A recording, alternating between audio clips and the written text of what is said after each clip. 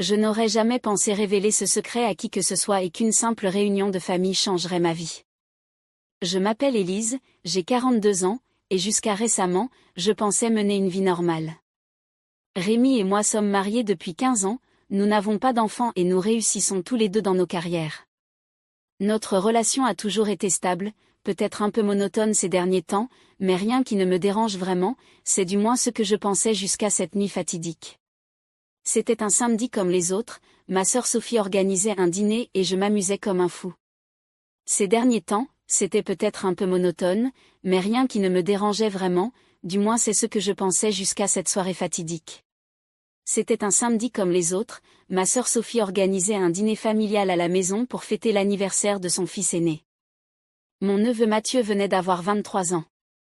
Mathieu a toujours été un jeune homme séduisant, intelligent et très mature pour son âge. Depuis qu'il est tout petit, nous avons une relation privilégiée. J'étais sa tante préférée et il était mon neveu gâté. Je n'ai jamais eu d'enfant et Mathieu a en quelque sorte comblé ce vide dans ma vie. Le dîner s'est déroulé sans problème, la nourriture était délicieuse, le vin coulait à flot et les rires n'ont pas manqué. Mon mari Rémi s'est un peu emporté, comme d'habitude. Non pas qu'il soit alcoolique, mais lors des réunions de famille, il a tendance à perdre le contrôle. À la fin de la soirée, lorsque tout le monde a commencé à faire ses adieux, j'ai remarqué que Rémi pouvait à peine s'asseoir. « Élise, je crois que j'ai besoin d'aide pour aller à la voiture », m'a-t-il chuchoté à l'oreille. Je me suis excusée auprès de ma sœur et j'ai commencé à aider Rémi à se lever lorsque Mathieu s'est approché de nous. « Tante Élise, tu as besoin d'aide ?» Il était vraiment inquiet. « Merci mon cher, en fait oui, ton oncle n'est pas très bien, lui ai-je dit, et j'ai apprécié beaucoup son aide. » Nous avons réussi à faire sortir Rémi de la maison et à l'installer sur le siège arrière de la voiture. Mathieu nous a proposé de nous conduire chez nous, à environ 20 minutes de route. J'ai accepté l'offre sans hésiter, car j'avais aussi un peu bu et je ne me sentais pas très en sécurité au volant. Pendant le trajet, Mathieu et moi avons discuté avec animation de son travail et de ses projets d'avenir. Lorsque nous sommes arrivés à la maison, nous avons dû faire un effort pour sortir Rémi de la voiture et l'amener dans la chambre. Nous l'avons posé délicatement sur le lit et lui avons enlevé ses chaussures. Mathieu attendait près de la porte de la chambre, comme s'il ne voulait pas s'immiscer dans notre vie privée. « Merci pour ton aide, Mathieu, je ne sais pas ce que j'aurais fait sans toi. »« De rien Élise, tu sais que tu peux toujours compter sur moi », me répondit-il avec un sourire qui me parut étrangement intense. En quittant la chambre et en montant dans la voiture, je suis sortie de la chambre, j'ai fermé la porte derrière moi et je suis allée à la cuisine. J'avais besoin d'un verre d'eau et j'imaginais que Mathieu voulait se rafraîchir avant de retourner dans sa famille. Alors que je buvais en silence, j'ai remarqué que Mathieu semblait nerveux, comme s'il voulait dire quelque chose mais n'osait pas. « Pas de problème, mon cher, tu as l'air un peu nerveux. » Mathieu a pris une longue gorgée d'eau avant de répondre. « La vérité, c'est qu'il y a quelque chose dont je voudrais te parler, son ton sérieux m'inquiète un peu. »« Bien sûr, tu sais que tu peux me parler de tout. » « Qu'est-ce qui ne va pas ?» Il se passa une main dans les cheveux, c'était un geste qu'il faisait depuis l'enfance lorsqu'il était en colère. « C'est compliqué, tu sais. Il y a une femme, elle a touché mon cœur. Le petit Mathieu est amoureux. »« Oh mon chéri, c'est merveilleux. Pourquoi es-tu si nerveux ? Il ne t'aime pas ?» Mathieu rit amèrement. « J'aimerais bien, tante Élise. Le problème, c'est qu'elle est un peu plus âgée que moi et qu'elle est mariée. » J'ai eu l'impression d'être aspergée d'eau froide. Je n'arrivais pas à croire ce que j'entendais. Mon doux et innocent Mathieu amoureux d'une femme mariée. Je ne sais pas si je vais y croire, mais j'en suis sûre. Je ne sais pas quoi dire, c'est une situation très délicate. Es-tu sûre de tes sentiments ? Il secoue la tête. Je n'ai jamais été aussi sûre de ma vie, Élise. Je l'aime plus que je n'ai jamais aimé personne. Cela fait des mois que je lutte contre ces sentiments, mais je n'en peux plus, je veux qu'elle le sache. J'ai ressenti une vague de tendresse à l'égard de Mathieu. Je me souvenais de l'intensité des sentiments à son âge, du caractère absolu de tout ce qui se passait. Et Mathieu, je comprends que tes sentiments soient forts, mais tu dois penser aux conséquences. Que se passera-t-il si tu lui dis ? Mathieu resta silencieux un moment, comme s'il rassemblait son courage, puis il a relevé la tête et m'a regardé avec une intensité qui m'a fait frissonner. Et Élise, tu es la femme dont je suis amoureux. À cet instant, le monde s'est arrêté. C'est comme si la terre s'était dérobée sous mes pieds et que j'avais plongé dans un abîme sans fond. Ce n'était pas possible, je comprenais à peine. Mathieu, qu'est-ce que tu dis? J'ai instinctivement reculé jusqu'à me frapper le dos sur la table de la cuisine. Il n'arrêtait pas de me dire à quel point il m'aimait. J'ai essayé de contrôler ma voix, mais je pouvais entendre le tremblement qu'elle contenait. Mathieu, non, tu ne sais pas ce que tu dis, c'est une erreur à bien des égards.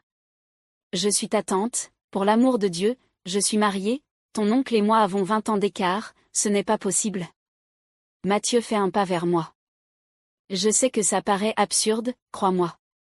J'ai essayé de lutter, je suis sortie avec d'autres filles, j'ai essayé de t'oublier, mais ça n'a servi à rien. Mes sentiments pour toi sont plus forts que tout. Sa main se tendit pour toucher mon visage mais s'arrêta à mi-chemin. Et Mathieu, je t'en prie, tu dois comprendre que ça ne peut pas être comme ça. Nous sommes une famille, j'ai l'âge de ta mère et je suis mariée à ton oncle. Ce que tu ressens n'est pas de l'amour, mais de la confusion. Mais alors même que je prononçais ces mots, une partie de moi commençait à douter. Pourquoi n'avais-je pas remarqué la façon dont Mathieu me regardait? Pourquoi n'avais-je pas remarqué que ses câlins duraient un peu plus longtemps que d'habitude, qu'il essayait toujours d'être près de moi lors des réunions de famille? Ce n'est pas un fantasme, Élise, c'est réel. Comme lorsque j'ouvre mon cœur devant toi. Je sais que tu as peur, que tu penses que c'est mal, mais l'amour ne peut jamais être mal, et ce que je ressens pour toi est l'amour le plus pur, le plus vrai. Ces mots m'ont frappé comme une vague et ont réveillé des sentiments que je pensais avoir oubliés. J'ai soudain pris douloureusement conscience de l'attrait qu'exerçait Mathieu. Il n'était plus le garçon assis sur mes genoux, c'était un jeune homme fort avec un regard qui pouvait faire fondre la glace. Ce n'est pas possible, me disais-je en chuchotant. Je ne sais pas Mathieu, tu dois partir maintenant. Oublions cette conversation. Mais il n'a pas bougé, en fait, il a fait un pas de plus vers moi, réduisant encore la distance qui nous séparait. Je sentais la chaleur de son corps, son parfum se mêlant à celui du vin du dîner. Tante Élise, je ne peux pas partir sans te dire tout ce que je ressens. Pour moi, tu es la plus belle femme du monde. Mon cœur bondit chaque fois que je te vois, et je rêve de toi chaque nuit. Ces mots étaient comme une drogue qui obscurcissait mon jugement et rendait tout le reste insignifiant. Une partie de moi voulait le repousser, lui crier de partir et de ne jamais revenir, mais une autre partie de moi, que je ne connaissais même pas, voulait se rapprocher de lui, voulait savoir ce que cela faisait d'avoir ses lèvres sur les miennes. Mathieu, s'il te plaît, ai-je supplié, sans trop savoir ce que je demandais. Et puis, c'est arrivé. Mathieu a réduit la distance entre nous et m'a embrassée. Ses lèvres étaient douces, chaudes et insistantes. Pendant un instant, je suis restée paralysée, incapable de réagir, puis avec horreur et embarras, j'ai rendu le baiser. C'était comme si un barrage s'était rompu en moi et que je ne pouvais plus me retenir. Le barrage avait cédé, tous les sentiments que j'avais refoulés, toute la passion dont j'avais oublié l'existence s'était libérée dans ce baiser. Mes mains s'en mêlèrent dans ses cheveux et je l'attirai plus près de moi. Son corps se pressait contre le mien. Il m'a appuyé contre le comptoir. Je ne sais pas combien de temps le baiser a duré, cela a pu être quelques secondes ou une éternité. Lorsque nous nous sommes enfin séparés, nous étions tous les deux à bout de souffle. La réalité de ce qui venait de se passer m'a frappé comme un train. Oh mon Dieu, qu'avons-nous fait, ai-je murmuré, horrifié. Mathieu avait l'air fou de joie, ses yeux brillaient d'un mélange d'amour et de désir qui m'effrayait et m'excitait à la fois. J'aimerais que nous puissions être honnêtes sur nos sentiments, a-t-il dit. J'ai acquiescé, essayant de faire le vide dans ma tête. C'est mal, Mathieu, très mal. Je ne sais pas ce qui m'est arrivé, mais cela ne doit plus jamais se reproduire. J'ai essayé de le repousser, mais il n'a pas bougé. Il a pris mon visage dans ses mains et m'a forcé à le regarder dans les yeux. Élise, je sais que tu as peur, je sais que tu penses que c'est mal, mais quoi qu'il se soit passé, vas-tu me dire maintenant que tu n'as rien ressenti? Je ne pouvais pas nier que j'avais ressenti cette connexion, cette étincelle. Ce baiser avait réveillé en moi quelque chose que je croyais mort depuis longtemps. Mais cela ne changeait rien au fait qu'il s'agissait d'une erreur colossale. Mathieu, comprends-moi, je suis ta tante, je suis mariée. Cela ne peut pas arriver, et même si c'était le cas, as-tu pensé aux conséquences? Nous détruirions notre famille. Qu'est-ce que cela signifierait pour tes parents, pour ton oncle, pour toi? As-tu pensé à cela? J'ai vu la douleur dans ses yeux, mais j'ai aussi vu que mes paroles l'avaient atteint. Élise, il y a beaucoup de choses, mais notre bonheur n'est-il pas important? Le bonheur construit sur la douleur des autres ne dure pas, Mathieu, ai-je répondu à voix basse. As-tu vraiment pensé à ce que ce serait? Nous devrions nous cacher et mentir tout le temps, vivre dans la peur et la culpabilité. Ce n'est pas de l'amour, Mathieu, c'est un fantasme. Il resta silencieux un long moment, essayant de digérer mes paroles.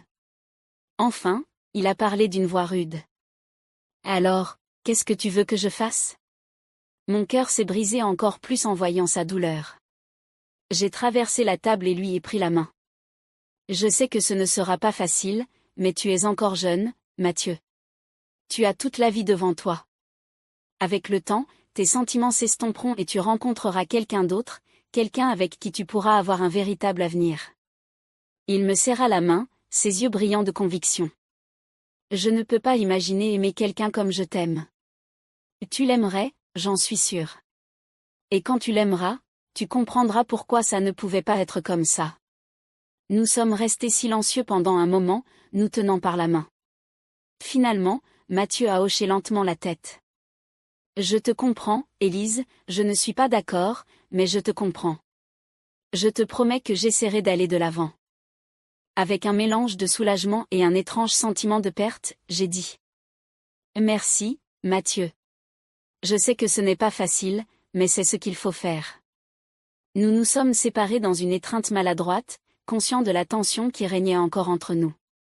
En le regardant partir, j'ai ressenti un pincement au cœur. Avais-je fait ce qu'il fallait? Les jours suivants, je n'ai pas cessé de penser à Mathieu, en même temps, je me suis sentie soulagée d'avoir fait ce qu'il fallait en mettant fin à une situation qui aurait pu détruire notre famille. Rémi a remarqué mon changement d'humeur et l'a attribué à l'incident avec Mathieu dont je lui avais parlé. Il était plus attentionné et compatissant que jamais, ce qui m'a fait me sentir encore plus coupable. Comment ai-je pu penser à trahir l'homme qui m'aimait tant?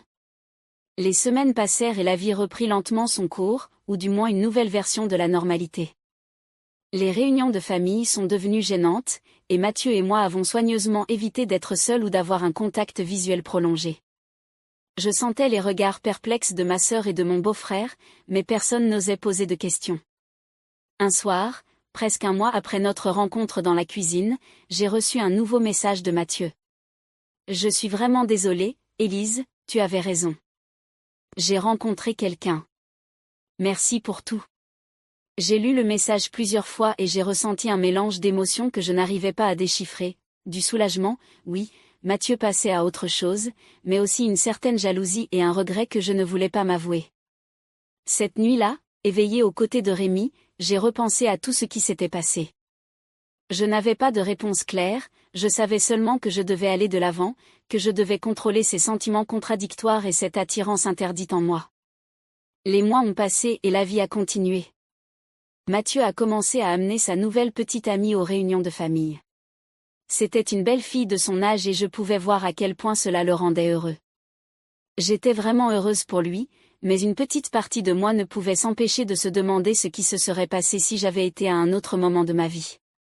Rémi et moi travaillons sur notre relation. Le choc de Mathieu nous a fait prendre conscience que nous avions développé une routine et une complaisance. Nous avons commencé à faire plus de choses ensemble, à mieux communiquer et à redécouvrir pourquoi nous étions tombés amoureux. Au cours de ce processus, j'ai beaucoup appris sur moi-même. Je suis reconnaissante à Rémi de m'avoir fait sentir que je faisais partie de sa vie. J'ai appris que même après des années de mariage, je peux encore ressentir de la passion et du désir. J'ai appris que l'amour peut prendre des formes inattendues et que parfois le plus grand acte d'amour est de lâcher prise. Je garde ce secret, ce moment de folie et de passion au plus profond de mon cœur, il me rappelle que la vie peut nous surprendre, que nous ne sommes jamais trop vieux pour ressentir le désir et l'amour. Et même si je garde ce secret, le sentiment que j'ai éprouvé ce jour-là en valait la peine, car il m'a rappelé à quel point j'aime la vie. Cela m'a rappelé que je suis vivante, que je peux encore ressentir, que je peux encore brûler, et c'est en soi un cadeau précieux. Alors, si un jour vous vous retrouvez à un carrefour similaire, rappelez-vous que l'amour peut prendre de nombreuses formes, certaines inattendues, d'autres interdites, mais le plus important est de rester fidèle à soi-même et à ses valeurs, car c'est sur ces bases que nous construisons notre vie, nos relations et notre avenir. Qui sait, peut-être que dans un autre monde, dans une autre vie, Mathieu et moi vivrons ensemble cette passion interdite, mais dans ce monde, dans cette vie, nous avons choisi la voie du devoir et de la responsabilité. Même si c'est parfois difficile, même si c'est parfois douloureux, je sais que c'était la bonne décision, même si je n'oublierai jamais cette nuit dans la cuisine, ce moment de passion interdit. Je sais que j'ai pris la bonne décision, parce qu'en fin de compte, le véritable amour ne se résume pas à ce que l'on ressent, mais aussi à ce que l'on fait de ses sentiments. J'ai choisi l'amour dans sa forme la plus mature et la plus responsable. J'ai choisi la loyauté envers la famille et l'honnêteté. Je ne changerai jamais ma décision, même si je me demande parfois si je suis capable de l'accepter pleinement.